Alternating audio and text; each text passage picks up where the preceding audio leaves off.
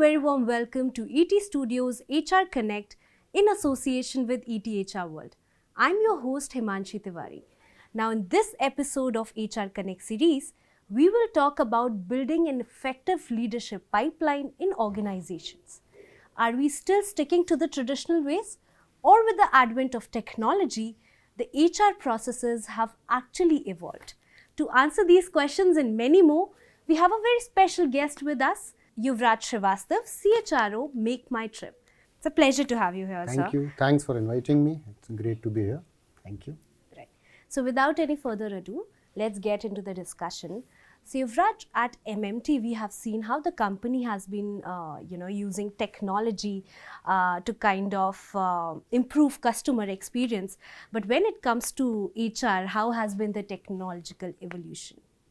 I think that's a great question. And the way you look at technology in HR in MakeMyTrip, I think we have evolved over a period of time, right?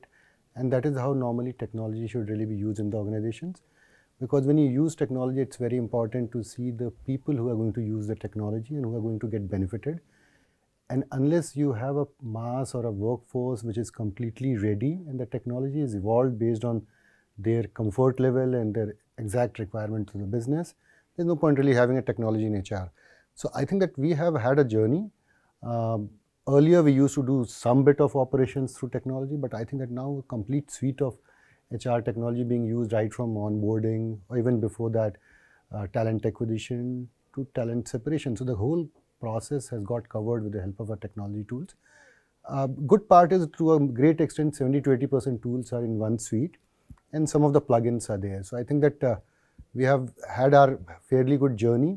We have evolved over a period of time and I think that we are at a very good space right now in terms of HR technology. Did you find any challenge while leveraging these technologies? I think that when it comes to HR technology, Himanshi, the biggest challenge is that are you trying to implement technology based on your own personal aspirations or you are keeping the customers in your mind? Here the customers are basically employees, right? A lot of time what happens, organization will have a thought of deploying a very high-end technology in HR. That's an aspiration of an organization. Similarly, the HR folks may like to do it, technology which is world class. But the fact is they don't fit into the requirements of the organization and the people who are going to be using it. As it's called that, while machine is important, it's also important to see men and women behind the machine who are going to use it. So from that point of view, I think that it has evolved and now we are in a great space because we have evolved keeping in mind the aspirations of the workforce who's going to use the technology rather than really looking at the aspirations of ourselves, right? And very, very strong connect with the business needs, like in terms of hiring, you need fast-paced hiring. How do you use technology which can help you in doing that? So I think that all in all challenges, but at the same time, interesting journey for all of us. All right. Which makes HR a strategic business partner as well. So when it comes to HR as a strategic business partner, how is MMT, aligning its leadership pipeline development with the broader business goals? Yeah, I think before I answer your question, Himanshi, it's very important to understand that MakeMyTrip is a young organization which is in a new age business, right? And in new age business and also the newer generation workforce.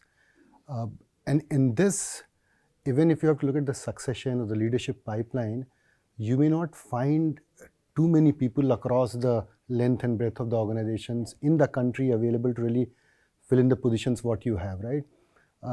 Earlier, there were type of industries like fast-moving consumer good, manufacturing or a BFSI. So it was very easy to look at the talent and most of the organizations used to work and continue to work in a similar pattern the way one organization will work.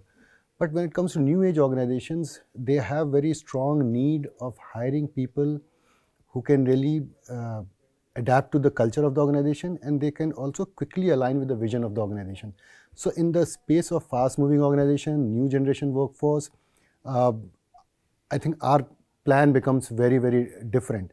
And the whole process starts right from hiring the right talent, identifying a talent at that point of time that where the trajectory will be for this individual and how you really fit into those people into different roles. Also to a great extent, hand-holding people. In our case, what becomes very important, and not only in our case, but in all the new age organizations, you have to ensure that people who are coming to the organization, you are doing a great amount of transition management, because many times people can really be shocked. People who come from very, very scaled organizations, they would be very interested in working through very structured process, wherein a startup culture will require you to hustle.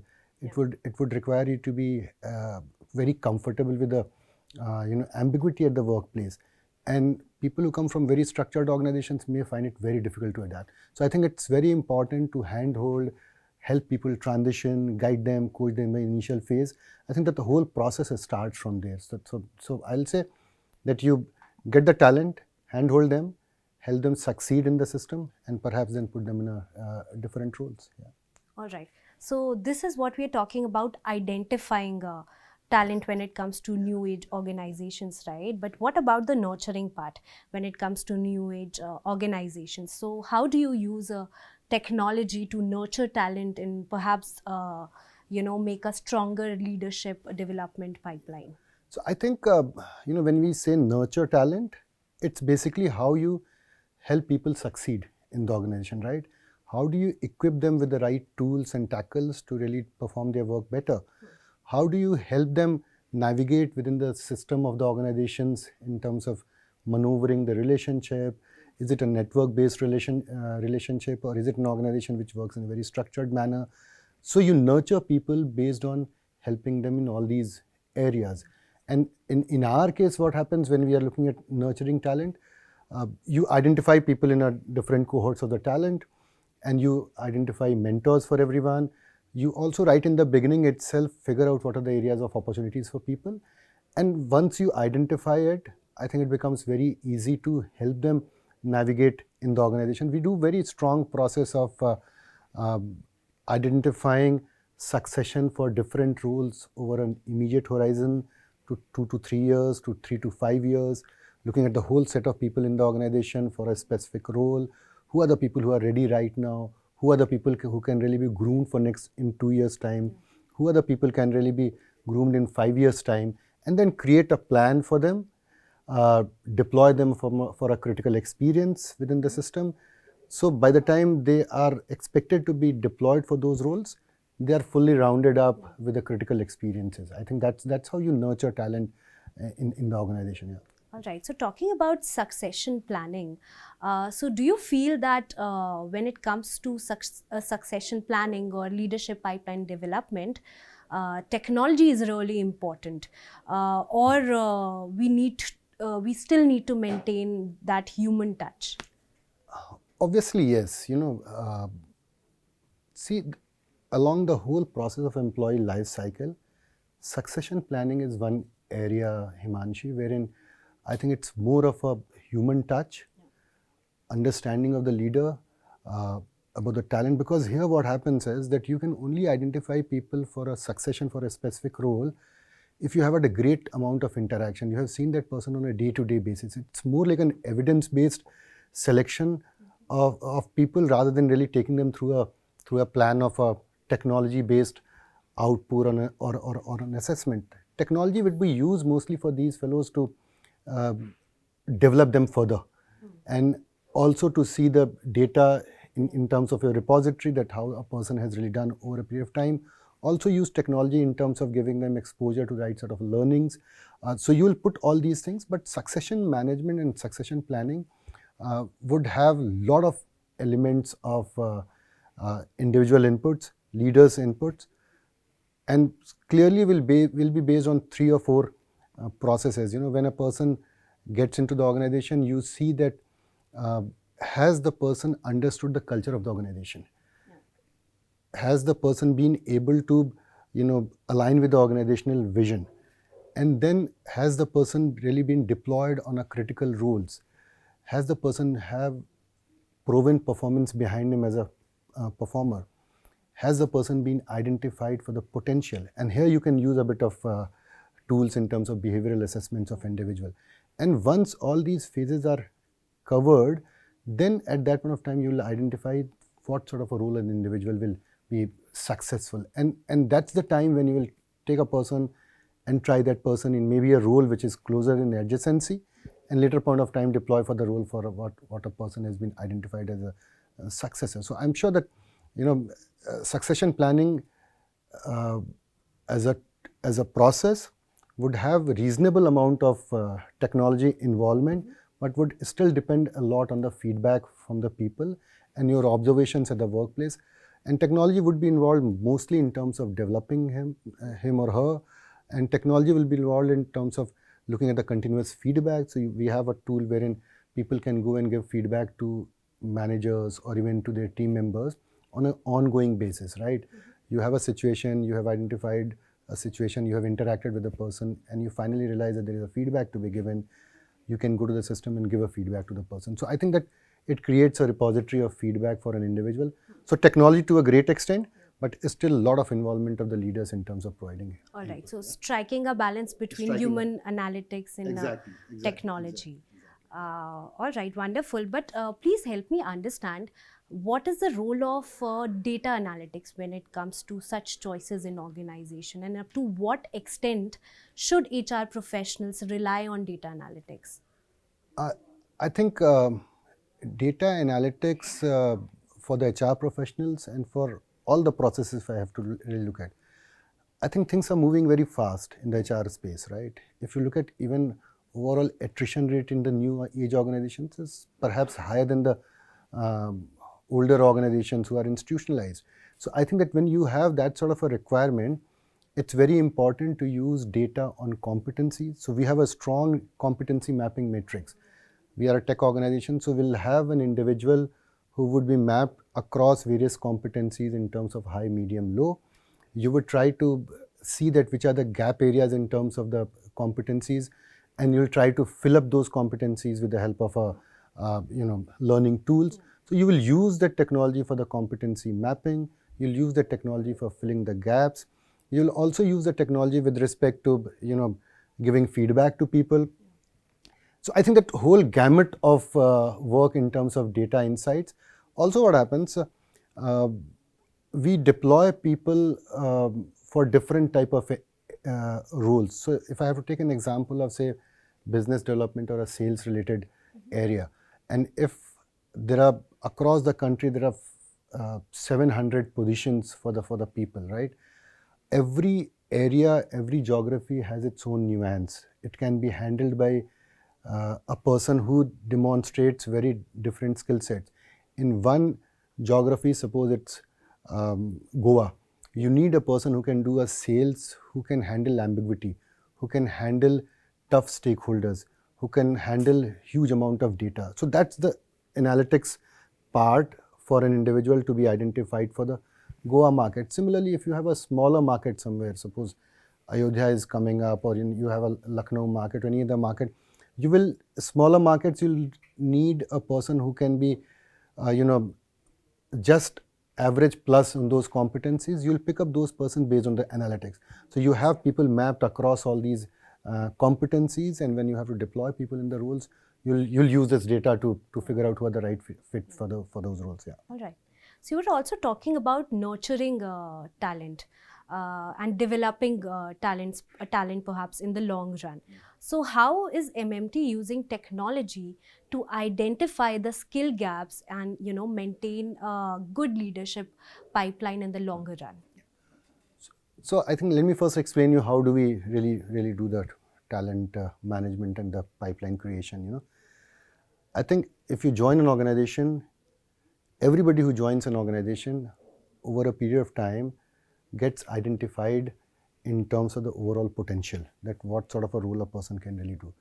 On one hand, you have data of people who are identified in terms of their capability, potential, mobility, skill sets.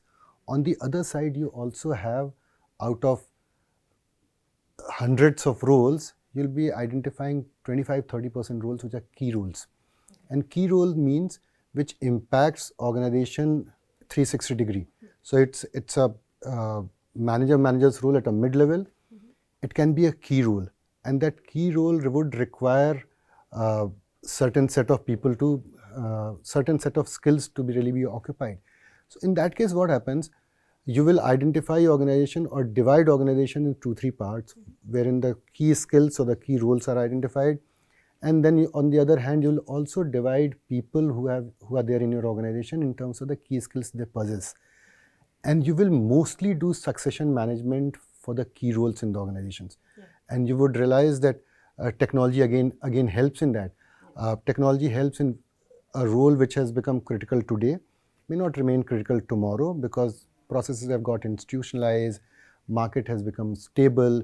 So instead of a role which was critical till some time, over a period of time, it becomes a number 2 priority role. So I think you use technology to identify the critical roles, and you also use technology to identify critical skills with the workforce, and then map them and do the succession management. And what we do is basically we look at dividing talent or identifying talent in the area of key contributors. Key contributors are the guys who have strong institutional knowledge, who run the daily machinery of the organization. Then you have another set of people who are called key talents. Mm-hmm. And when you call key talents would be high performing talent and high potential talent. Mm-hmm. So if you have the whole organization divided into 3 or 4 sets, then you have solid citizens in the organization who are important to manage the hygiene of the organization. Your succession management will mostly happen for the people who are in the key roles and the key talent. And these are the people who will be developed. While you will also look at people who are in the solid citizen key contributors, you'll give them exposure based on different areas. You'll try to develop them. You'll try to give them a differential exposure. But focus from the succession would be more to do with the key roles, which basically strategically help the organization grow. Or if the organization is not having the right people on those roles, it will have a strong impact on the organizational performance. Yeah. All right, so it means if any of you all are still using carrier pigeons to send messages, you might want to stick around and take some notes.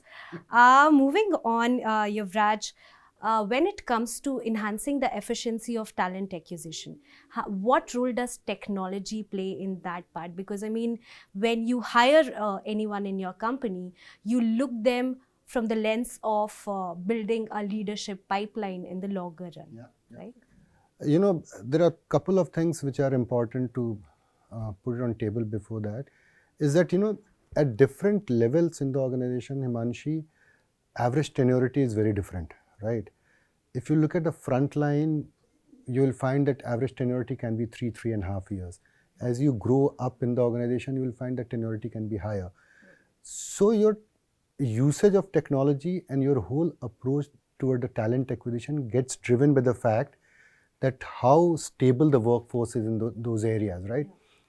And if you try to, you know, match it with the technology you can use, I would say that if you club it with the overall demography of the country, a lot of time what happens, you'll focus on hiring talent in a certain pocket. Technology gives you an idea that in different parts of the country, different campuses, different clusters, what sort of talent is available and in what number, clearly.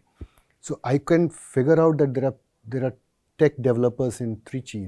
I can figure out that tech developers are in Indore.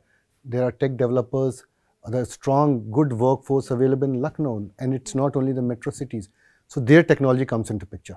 You can use technology to map the whole landscape of talent pool availability across the country. Second is, you can also use technology to do the initial filtering for the talent who can really be fit for your organization. Like in our case, we do a lot of online hackathons.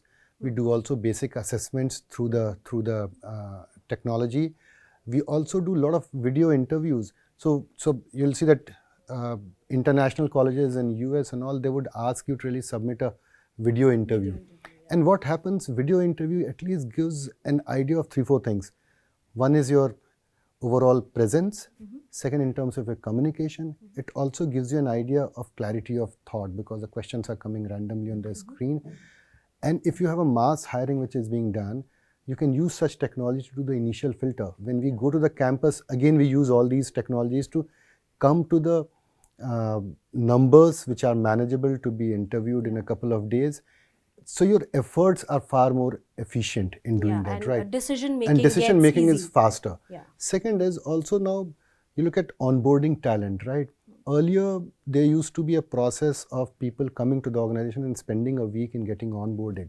Now the onboarding starts happening before you come to the organization. You are sent certain documents, you are sent certain areas which you can go through before you join the organization. So you are more or less prepared the new joiners who are acquired for the organization way before they join the organization. So what happens? You reduce their time to effectiveness by using these tools. Similarly, when they come into the organization, you can use technology in terms of enhanced learning for all these people. Identify people, do the assessment, give them the right modules to go through, and then evaluate and assess. So I think it has increased bandwidth.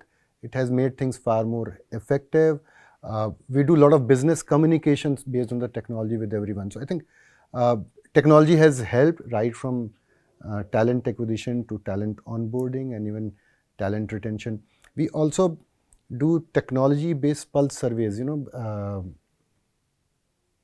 Some point of time way back, or still many organizations do annual employee engagement surveys, right? And it's a great tool for to know how the organizational engagement levels are. We do it ongoing. It's not that we do it once in a year.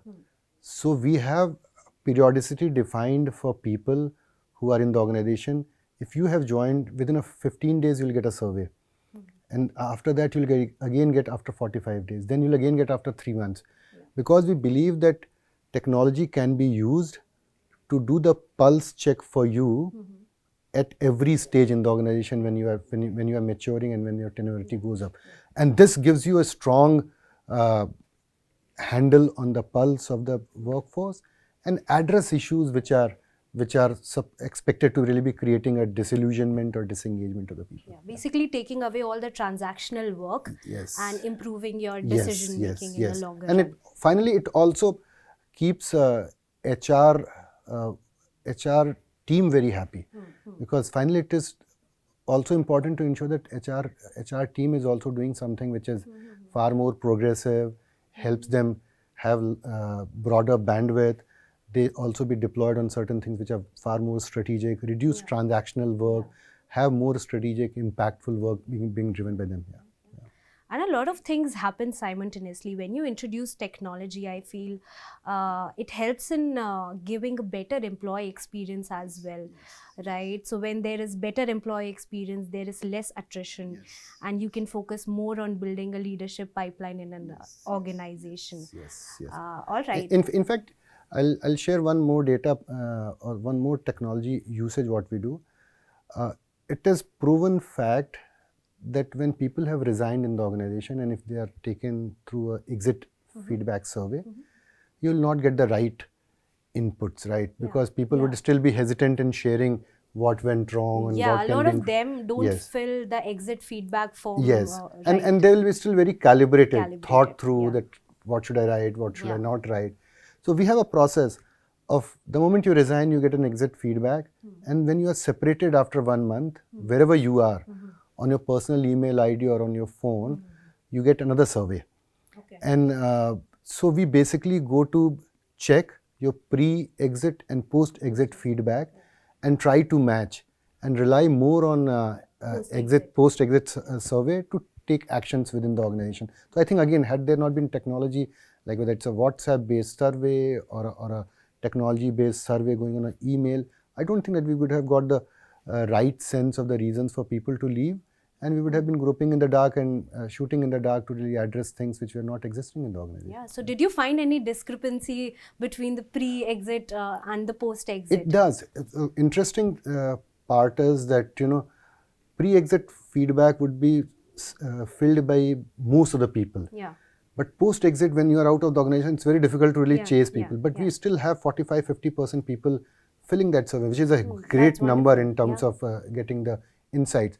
And definitely you will find a bit of difference, but there are good part is that certain like leadership of the organization or the overall org or the culture of the organization or the people care part of it or technology usage in the organization, you get very consistently high feedback. And the good part is we ask a question that given an option, would you come back to the organization? So overwhelmingly people say that given a right option, one would like to come back to the organization. So I think that proves that I think somewhere things have been working well and the people love the culture of the organization. Yeah. All right. So MMT is not only a great app for traveling, it's also a great organization to work. Right. So while we are wrapping up this conversation, I stumbled upon a very interesting LinkedIn post just before this conversation. And this gentleman asked in that post, do HR professionals use technology to serve people, or are they serving technology itself? What's your perspective on that? Interesting question. I think whosoever asks, it's an interesting way to look at. Simple answer to this, if you look at a small organization, technology will be available in a limited space. Technology starts right from your gate pass management or your attendance, and finally it goes till the learning and development, right? My experience is that people come first for the HR professionals. And when they use technology, when they adapt technology, I think they keep in mind who are the people who will use it.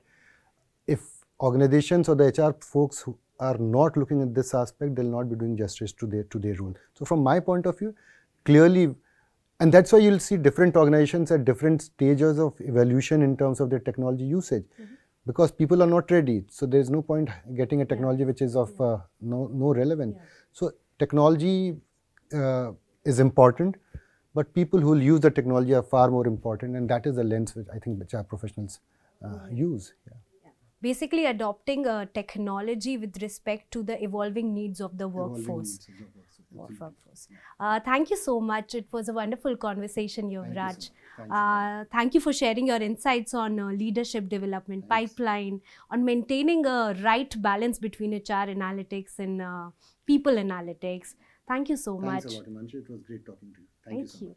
And to our viewers, stay tuned for more such conversations only on ET Studios, HR Connect in association with ETHR World.